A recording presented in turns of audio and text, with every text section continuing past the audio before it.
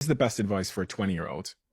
The best advice for a 20-year-old is to realize that your 20s do suck, that you are probably drinking too much. You're hanging out with people that aren't the best versions of themselves. Neither are you. You've got crazy hormones going on. You're going to bars and hanging out with people, having a few too many drinks, and then going to a job you kind of hate because you're brand new into the workforce. And so, of course, you're doing the worst thing humanly possible. And that's going to continue for like 5 to 10 years. Like, you are going to do a $65,000 a year job for 2 or 3 years, and it sucks. And you're going to have no time for anything except what your boss asks of you. And I wish people had told me that, because if you see the light at the end of the tunnel, you're like, oh, okay, like I can do this for 2 or 3 years. I can learn, I can grow, and I can suck it up for 2 to 3 years. And then after that, I get a little bit better and a little bit better and a little bit better.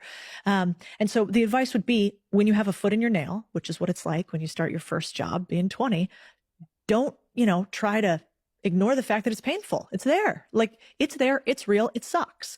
And I wish somebody had told me that, because these days everybody's like, no, you can be a 20-year-old and drive a Bugatti and, I don't know, play around with crypto. Not real. Not real. And then once I learned, like, okay, this sucks and I can deal with it, then the next thing would be, everybody focuses on how much money you make when you're in your 20s. Huge mistake.